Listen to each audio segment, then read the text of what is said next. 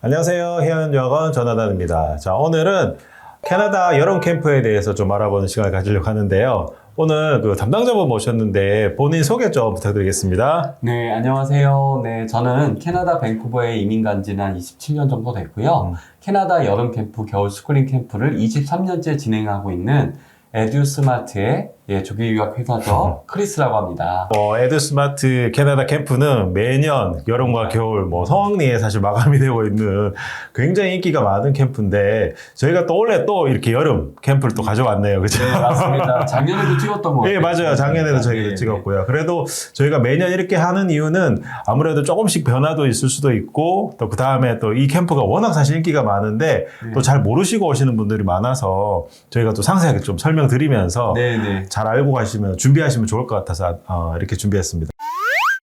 자, 그러면 본격적으로 캐나다 밴쿠버 지역에서 굉장히 유명한 에듀스마트 여름 캠프에 대해서 좀 알아보는 시간을 가지려고 하는데요.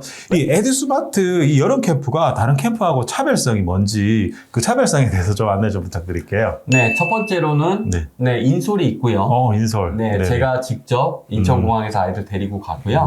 귀국할 때도 제가 마무리를 해줍니다. 제가 데리고 가고요.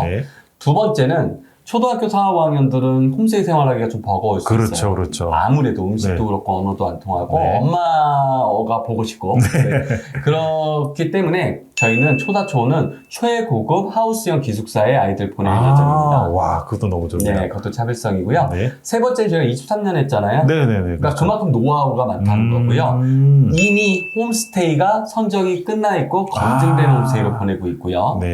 그리고 저희가 버디들이 있잖아요. 그래서 ESL 클래스 내에서도 이 버디는 누구죠?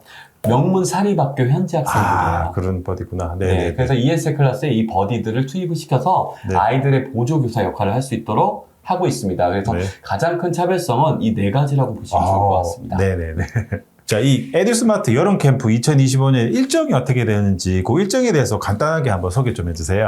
저희가 4주로 구성이 되어 있고요. 7월 21일부터 8월 16일까지 이렇게 진행할 예정입니다.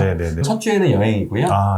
로키 여행. 그리고 두 번째 주는 버디와 함께하는 ESL. 또 세 번째, 네 번째는 캐나다에서 가장 유명한 찡 로컬 캠프에 우리 아이들을 보낼 예정입니다. 그런데 이 첫째 주에 로키 산맥을 간다고 했는데 특별히 첫째 주에 로키 산맥을 가는 이유가 있을까요? 첫 번째는 시차 적응이고요. 맞아. 그래서 보통 시차 적응의 목적도 있지만 그 두 번째는 아이들 성향을 여행 기간에 파악해서 룸메이트로 보내는 거죠. 홈스테이 일정할 때. 그리고 이제 우리 아이들끼리 이제 이 기간 동안 또 멋진 자연환경 속에서 사진들도 또 사진밖에 남는 게 없잖아요.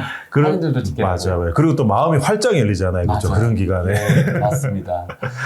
그래서 첫 번째로 여행을 저희가 아마 가장 먼저 시작하는 유일한 캠프일 거예요. 다들 졸업 여행으로. 마지막에 보통 대부분 하는데, 처음에 하는 것도 굉장히 독특한 컨셉이긴 하네요. 맞습니다. 자, 그리고 이제 둘째 주 같은 경우에는 ESL을 하신다고 했었는데, 이 ESL의 특징이 어떤 게 있고, 여기 또 버디 프로그램이 있다고 했는데, 이 버디 프로그램이 뭔가요? 보통 이렇게 두 번째 주에 제가 ESL을 하는 목적은요, 아이들이 영어에 대한 두려움이 있잖아요. 그러니까 어떻게 캐네디언을 만날 때, 어떻게 말을 시작하는 거, 그리고 캐네디언들의 관심사가 뭔지 이런 것들에 대해서 기본적인 회화를 가르치는 시간인데요. 사실 선생님이 그냥 아이들만 데리고 가르치는 거는 큰 의미가 없는 것 같아요. 일주일밖에 안 되기 때문에. 근데 이 클래스에 명문 사립학교 학생들을 저희 학생 2-3명 다 한 명으로 투입을 시킵니다. 그래요. 그러니까 이게 한국 애들끼리 공부하는 게 아니고 현지 캐나다 학생들이 함께 버디, 친구로서 이렇게 또 보조교사 역할을 하는 거죠. 보조교사까지. 그럼 굉장히 활발하고 재밌는 수업이 될 수 있긴 하겠네요. 또 많은 분들이 또 걱정하시는 게 우리 아이는 영어를 너무 못해요. 가서 잘할 수 있을까요? 사실 많이 하시는데 어떤가요? 등록서를 보면요.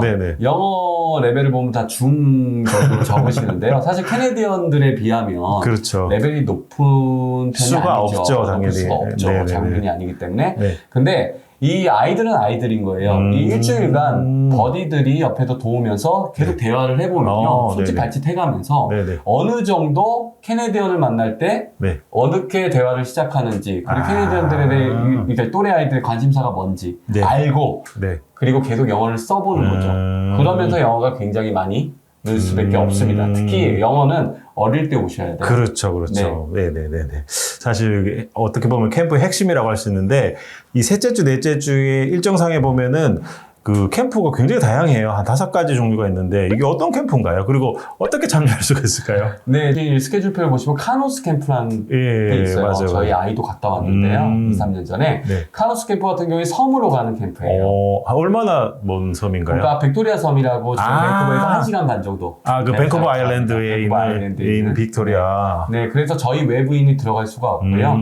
그리고 한 주에 거의 250명, 300명이 가는 진짜 제일 큰 캠프입니다. 어마어마하게 네. 저희 학생들은 한 40명? 50명? 저희 아들 35명. 35명. 딱 10%긴 하네요. 네. 네. 그리고 그 카노스 캠프 안에는 사실은 그 통나무 캐빈이 있어요. 네네. 그래서 그 통나무 캐빈에 8명에서 10명이 들어가고요. 한 조로. 거기에 캐네디언 사감. 카노스 캠프 관계자가 함께 숙식을 합니다. 그러면은 그 8명 중에 한국 학생은 뭐 한두 명? 한두 명? 들어간다고 보시면 돼요. 그럼 정말 영어를 쓸 수밖에 없는 환경이긴 맞습니다. 하네요. 네.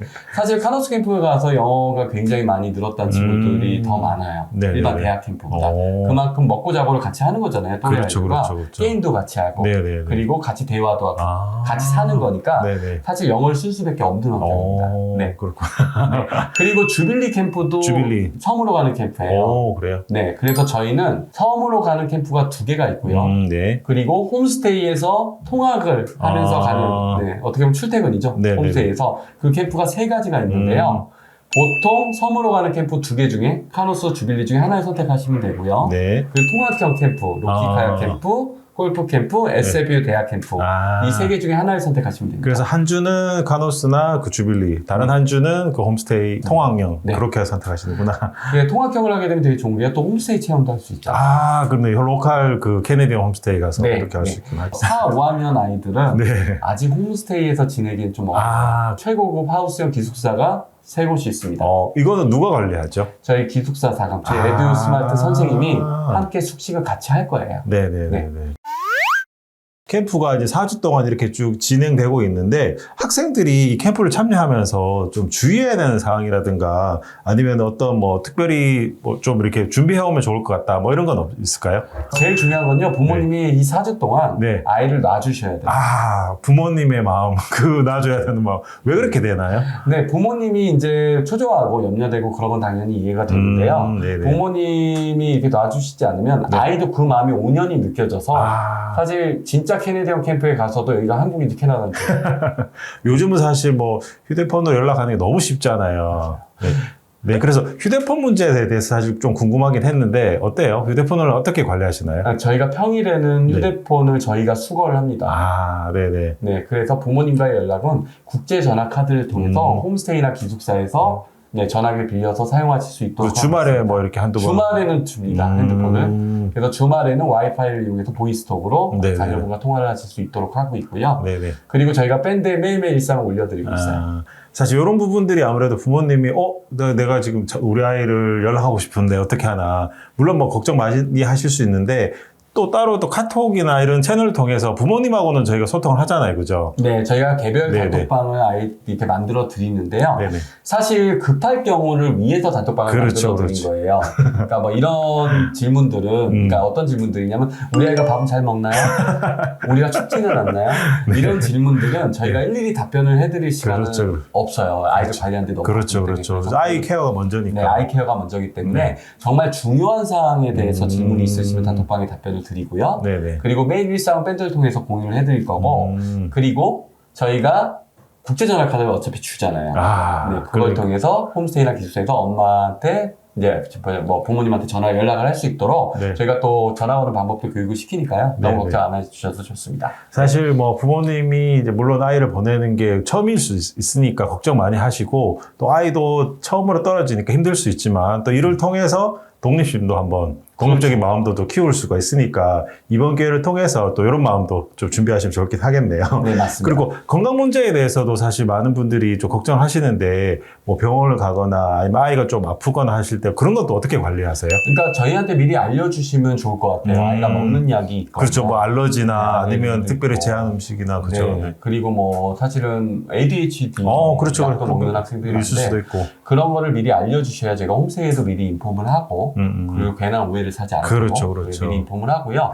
그래서 이런 부분들은 미리 꼭 좀 알려주시면 아이를 위해서도 굉장히 좋을 것 같습니다. 뭐 이게 뭐 흔한 건 아니고 뭐 드문 경우긴 하지만 그래도 혹시나 전 일정 가운데 어떻게 아이들을 케어하는지 그 부분도 좀 알려주세요. 네, 저희는 인솔이 있는 캠프죠. 그렇죠. 그래서 제가 직접 인천공항 대표님이 이제 직접 이제 한국에 오셨다가 아이들 만나시고 부모님도 만나시고 처음이 중요하잖아요. 그리고 마무리도 중요하잖아요. 귀국할 때도 제가 아이들 데려다 줍니다. 또 캐나다에서 한국도 들어오시고 캐나다 전체 일정 가운데서는 아이들 케어하신 선생님이 한 몇 분 정도 되시죠? 저희가 저까지 포함해서 6명이고요. 6명이 한 30명 정도의 학생들을 굉장히 밀착 케어를 하게 됐네요. 네, 맞습니다. 한 선생님당 6명꼴로. 그러니까. 뭐 아까 이제 언급은 하셨는데 그 학생들이 이제 어디에 머무는지 이런 부분들 조금 정리를 한번 해주세요. 그러면. 보통 저희는 이제 홈스테이로 2인 1실, 3인 1실 이렇게 한 집에 3명을 보내고 있고요. 기숙사는 2인 1실로 저희가 같은 성별끼리 놓고 있습니다. 홈스테이도 물론 같은 성별끼리 놓고 있고요. 그리고 저희가 23년 동안 캠프를 해왔잖아요. 맞아요. 홈스테이가 진짜 중요한데요. 홈스테이가 이미 검증과 선정이 돼 있는 홈스테이로 보내고 있습니다. 지인 홈스테이들이에요. 그렇죠. 그냥 뭐 아무나 이렇게 뭐 뽑아서 그냥 하는 게 아니고 계속해서 여름이나 겨울이나 아니면 또 장기 유학도 하시잖아요. 네, 저희 장기 유학생들 40명 정도 관리를 하고 있고요. 저희 사실은 기숙사가 장기 학생들이 여름방학 때 한국으로 돌아갔잖아요. 그러니까 비어있기 때문에 우리 저학년 아이들 넣을 수 있는 겁니다. 그렇죠. 그렇기 때문에 뭐 숙식 문제, 특히 뭐 캐네디 홈스테이 가는데 음식이 문제다, 아니면 그 부모님의 뭐 그런 게 문제다 이렇게 있을 수 있다고 걱정하시지만 전혀 걱정할 필요 없는 이미 검증된 분들. 맞습니다. 그렇겠네요. 이 캠프는 이제 누가 참여할 수 있나요? 초등학교 4학년부터 고등학교 1학년까지. 그러면 현재 이제 이번에 초등학교 4학년 올라가는 애들부터 고등학교 1학년까지 참여가 가능하고요. 근데 아무래도 뭐 학년별로 인원 제한이라든가 뭐 이런 것들은 좀 있을 수 있긴 하겠죠. 그렇죠. 아무래도 초등학생, 중학생이 많을 것 같아요. 고등학생보다. 그래서 초등학생 반, 중고등학생 반 정도로 모집할 계획이 있습니다. 자, 그럼 마지막으로. 자, 이 전체 비용이 어떻게 되는 거고, 학생들은 뭐 용돈은 얼마나 준비하는 거고, 요 비용적인 부분도 한번 정리 좀 해주세요. 그 사주 비용은 950만 원이고요. 그리고 아이들 용돈은 한 500불 정도 준비를 해서 보내주시면 되는데요. 초사초는 용돈 관리 저희가 해드려요. 그러면은, 만약에 인천공항에서 이제 이설자 선생님께 비용을 드리면은 나중에 따로따로 이렇게 돈을 좀 관리해 주시는구나. 맞습니다. 애들 또 요즘 트래블 카드 맞아요. 체크카드나 뭐 많은데요. 용돈으로 이렇게 챙겨주실 경우에 저희가 초사초는 맡아서 관리를 해드리고요. 아니면 트래블 카드를 가져오시고 500불 정도 넣어주시면 좋을 것 같아요.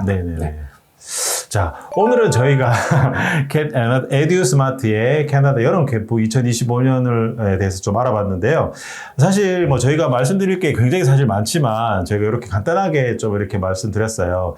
이 부분에 대한 상세한 상담은 저희 혜연여학원 전화를 찾아주시면 저희가 상세하게 안내드리겠습니다. 오늘 함께 해주셔서 너무 감사드립니다. 감사합니다, 감사합니다.